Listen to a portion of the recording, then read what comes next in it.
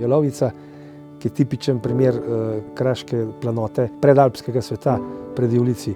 Posebnost ali pa nevarnost na Jelovci so brezna, vertikale so vhodne tudi do 100 metrov. Ne hodimo sami, vedno imamo vodnika s seboj. Nahajamo se pred vhodom v jamo v Babji zob.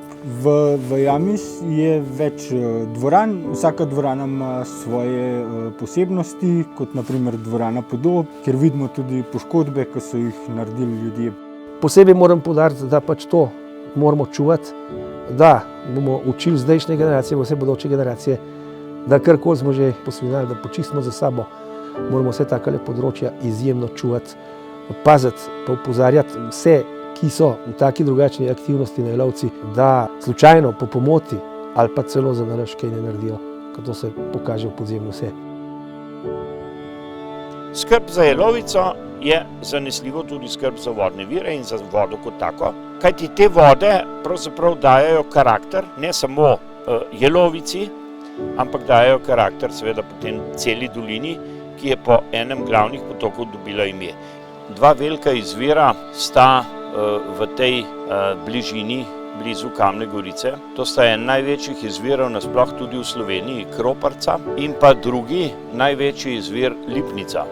Mnogi si predstavljajo, da gre za dva čista kraška izvira, ampak izvir Jelovice je obremenjen s kemičnimi snovmi, precej, bi rekel, povezane z odlagališči še strani Jugoslovanske ljudske armade, kjer jim je bila Jelovica eno glavnih odlagališč, in to je pravzaprav neka zgodovina, ki se nam danes vrača v najslabšem pomenu besede. Smrekov gozd že sam po sebi zakisa vodno okolje in zakisano vodno okolje ni pravzaprav zelo, bi rekel, uporabno za številne živali. Mnoge seveda v takem okolju sploh ne živijo. Nahajamo se v Kamni Gorici. To je kraj pravzaprav zelo bogato zgodovino. Začetki nekje segajo tam v 13. 14. stoletje vsaj. Takrat so se pravzaprav ljudje tukaj naselili zaradi osnovnih pogojev, ki so jih imeli za to, da so se ukvarjali s tisto glavno dejavnostjo, ki se je praktično do 20. stoletja dogajala tukaj z izdelovanjem žebljev. Ti pogoji so bili pa seveda železova ruda na Jelovci, na Vrečah in pa seveda voda.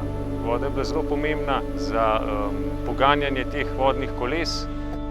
In da je bilo to življenje tako kvalitetno, so znali ljudje v preteklosti poskrbeti in vode niso uničili, ampak so jim dali drug, precej sonaraven karakter.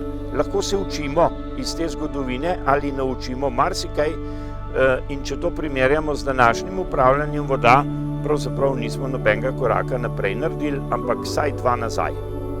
V Kamni Gorici naj bi bilo preko 40 mostičkov, imamo natančne popisane, večje, manjše. Zato je kraj tudi dobil ime Male slovenske Benetke in je res čudovito pravzaprav se sprehajati poleti tukaj, ko je ta voda praktično povsod po kraju in nam daje nek občutek umirjenosti, tako da je zelo prijetno. Za nas Kroparje je to eden najlepših naravnih amfiteatrov na svet, ki ga je pač naredila narava.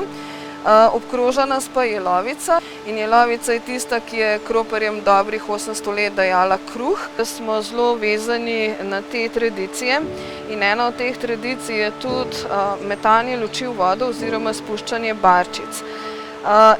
Kropa približno 4 mesece nima sonca in v času, ko ni bilo elektrike, so kovači hodili na delo s svetilkami, baklami, lampami, torej so pri delu uporabljali umetno svetlobo in so komaj čakali, da pride sonce.